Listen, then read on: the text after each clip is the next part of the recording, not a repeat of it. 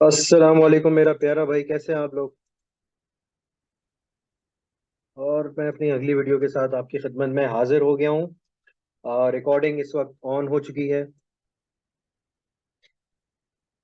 अच्छा जी, जैसे कि आपने वीडियो का टाइटल तो देख ही लिया होगा। आज के हम इस वीडियो में डिस्कस करने वाले हैं ISA 315। अपनी लास्ट वीडियो में मैंने आपको आइजा 500 जो कि है ऑडिट एविडेंस, उसका ब्रीफ दिया था। और मैं वहां पर एक चीज मैंने एक्सप्लेन भी कर दी थी आपको।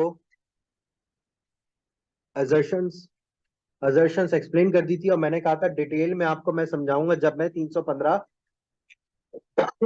आपसे डिस्कस कर रहा हूँ।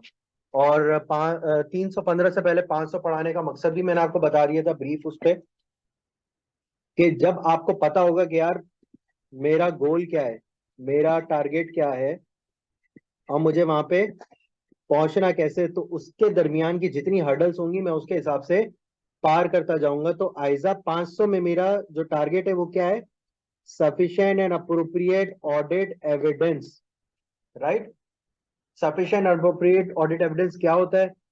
हमने पता कर लिया क्या होता है। अब उसको पहुंचने में, उसको हासिल करने में क्या क्या रिस्क आ सकते हैं। देखिए आपका ऑब्जेक्टिव क्या है, हमने पढ़ा, हमने एक चीज डिस्कस की थी कि यार what is risk and what is objective. आप सीए कर रहे हो, आपका ऑब्जेक्टिव क्या है? क्वालिफिकेशन। रिस्क क्या है? फेलियर। ठीक है। अब आपको इस रिस्क को मिटिगेट करते हुए, इस रिस्क को खत्म करते हुए अपने ऑब्जेक्टिव पे पहुंचना है। तो आप कुछ प्रोसीजर्स परफॉर्म करोगे। सफिशिएंट भी होने चाहिए और अप्रोप्रिएट भी होने चाहिए प्रोसीजर्स। वो क्या? कि भाई फेलियर किस वजह से होगा कि यार आप दिन में सिर्फ 1 घंटा पढ़ते हो। नॉर्मली अगर मैं ऐसी रफली बात करूं कि दिन में कितना घंटा पढ़ना चाहिए, यार 5 घंटे पढ़ना चाहिए, आपका प्रोसीजर क्या होगा? स्टडी 5 आवर्स आ डे। सर ये तो क्वांटिटी हो गई ना। हमने पढ़ा था यार, अप्रूव सफिशिएंसी और अप्रोप्रिएटनेस में क्या होता है? इसमें होती है सफिशिएंसी होती है क्वांटिटी, और अप्रोप्रिएटनेस होती है क्वालिटी। क्वालिटी में भी रेलेवेंस और रिलायबलनेस हो जाती है। ठीक है। और क्वांटिटी में क्या आता है? रिस्क ऑफ मटेरियल मिसस्टेटमेंट और क्वालिटी। हमने चीजें डिस्कस की। अच्छा, अब आप 5 आवर्स स्टडी तो कर रहे हो, लेकिन आप स्टडी पढ़ क्या रहे हो? सर आप नॉवेल पढ़ रहे हो, शर्लॉक होम्स का। नहीं, आपने रेलेवेंट सब्जेक्ट, जिस सब्जेक्ट का आपको फेलियर है, डर है, ऑडिट स्टैंडर्ड्स आपने पढ़ने हैं। सर ऑडिट स्टैंडर्ड्स पढ़ के मुझे कुछ समझ में तो आता नहीं है। तो सर अगर मैं सिर्फ ऑडिट स्टैंडर्ड पढ़ूं तो हो सकता है मुझे वो चीजें समझ में नहीं आए जो मुझे समझ में आनी चाहिए। तो फिर मैं क्या करूंगा? सर मैं लेक्चर्स अटेंड करूंगा। अज्जत सर, अज्जत वसी के लेक्चर्स अटेंड करूंगा। ठीक है। अच्छा, यार लेक्चर भी मैंने अटेंड कर लिए, लेकिन अभी भी वो बात नहीं आ रही है, तो मैं क्या करूंगा? क्यों? क्योंकि सर मैं जब पेपर में जाके बैठता हूँ ना तो मेरी कांपे टांग जाती हैं। तो मैं क्या करूंगा? सर मैं पास पेपर की अच्छी से, या मॉक एग्जाम की, या क्वेश्चंस की, अपने आप को उस एनवायरनमेंट के अंदर लाने की कोशिश करूंगा कि जब मैं सब ये काम कर लूंगा तो मेरे रीजनेबल चांसेस हैं, रीजनेबल चांसेस हैं कि मैं क्वालिफाई कर जाऊं, कि मैं उस पेपर को पास कर जाऊं। सर रीजनेबल, रीजनेबल चांसेस क्यों है? Because there are some inherent limitation. जब सर पढ़ा रहे हो और 1 घंटे की क्लास है, आप अटेंटिव सिर्फ 50 मिनट है। ठीक है। आपने कुछ टॉपिक्स स्किप कर दिए, आपने पास पेपर की सही से स्टडी नहीं की, पेपर में गए, तैयारी भी सही थी, आपकी कहाँ पे टांग गई? What are these sir? These are inherent limitation. Sir अब जो ऑडिट के कॉन्सेप्ट्स है ना, आपको इतनी बेहतरीन तरीके से आगे होंगे समझ में। क्या रिस्क क्या है, इनहेरेंट लिमिटेशन क्या है, आपको अपने ऑब्जेक्टिव पे पहुंचना है तो आपको प्रोसीजर्स परफॉर्म करना है। प्रोसीजर्स भी किस तरह के होने चाहिए सर? रेलेवेंट और रिलायबल होने चाहिए। ठीक है। मैंने आपको पहली क्लास में बताया था कि मैं ऑडिट भी ना पढ़ा रहा हूँ, ऑडिट भी नहीं पढ़ा रहूंगा, और मैं ऑडिट भी पढ़ा के आपको बता दूंगा कि यार देखो ऑडिट को किस तरह से आप रियल लाइफ के अंदर एक कनेक्ट कर सकते हो। ठीक है। आगे इंशाल्लाह ताला बहुत सारी एक एग्जांपल देंगे, क्योंकि ऑडिट स्टैंडर्ड जिसने लिखा है वो आपका, आपके और मेरे जैसा ही कोई अकलमंद आदमी है जिसने स्टैंडर्ड लिखा, मतलब इंसान है, ठीक है। एलियन ने नहीं लिखा, दूसरी दुनिया से बन के नहीं है, तो it's all about common sense, right. तो आप, अगर आपको बेसिक चीजें पता है तो आप कर सकते हो, कोई इशू नहीं है। अच्छा यार, ऑडिट की ना, स्टेजेस ऑफ ऑडिट की अगर मैं बात करूं, तो सर 3 स्टेजेस होती हैं। सबसे पहले प्लानिंग, यार करना कैसे है।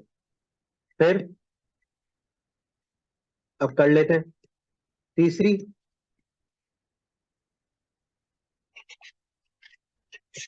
रिपोर्टिंग। 3 स्टेजेस हैं, ठीक है। अच्छा, रिपोर्टिंग क्या है। सर शेयर होल्डर आपको अपॉइंट करता है, किसको, ऑडिटर को अपॉइंट करता है। और शेयर होल्डर ऑडिटर से क्या कहता है कि तुम मुझे बताओ कि क्या ये फाइनेंशियल स्टेटमेंट्स, फिर से हम उसी पटरी पे आ गए सर, आईएफआरएस के हिसाब से बने कि नहीं बने, राइट। अब मैं आ गया हूं परफॉर्मेंस फेज में।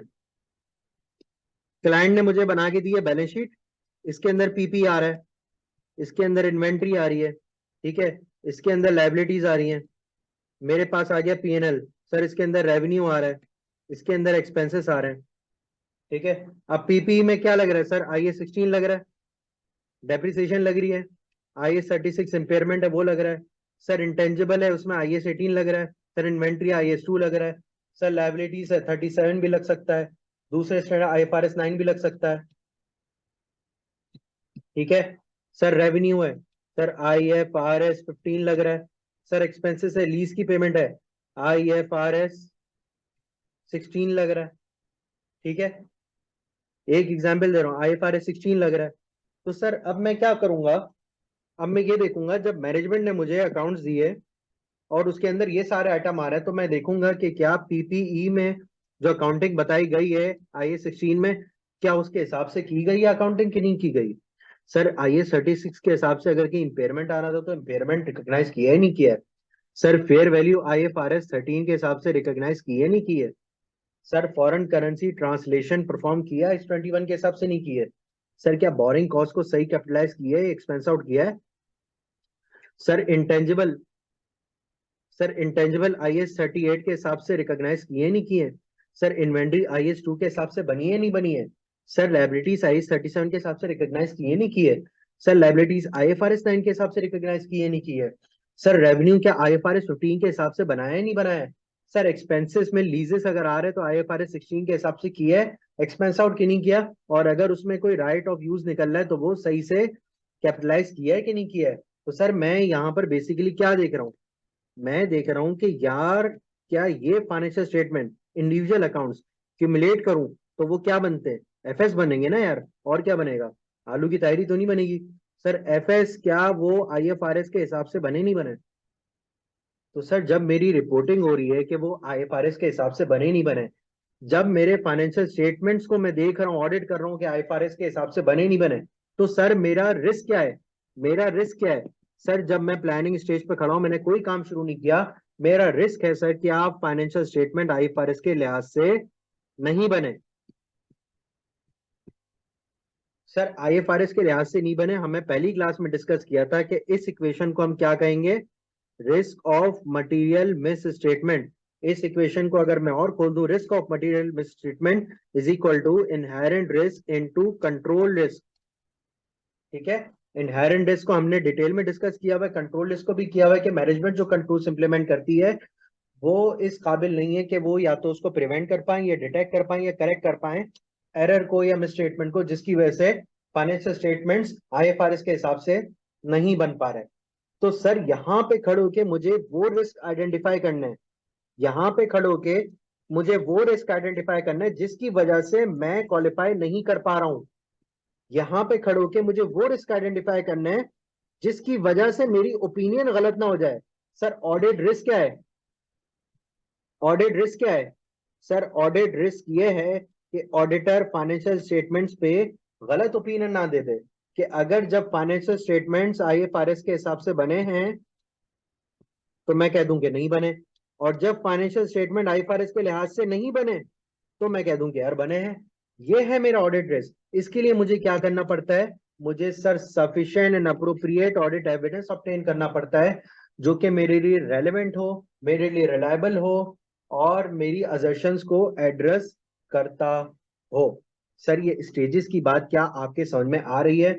आज जिस आज जिस चौरंगी पे हम खड़े हैं, आज जिस चौरंगी पे हम खड़े हैं, उस चौरंगी का नाम है प्लानिंग।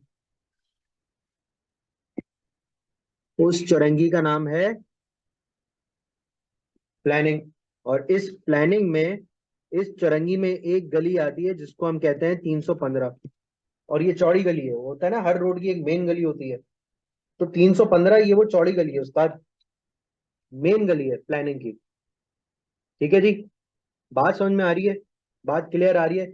यार इतना बेहतरीन स्टार्ट मैंने आईए से 315 का आज तक नहीं लिया। ठीक है, जो ये मैंने बेहतरीन स्टार्ट लिया है। अच्छा जी, अब शुरू करते हैं अपना आईए से 315।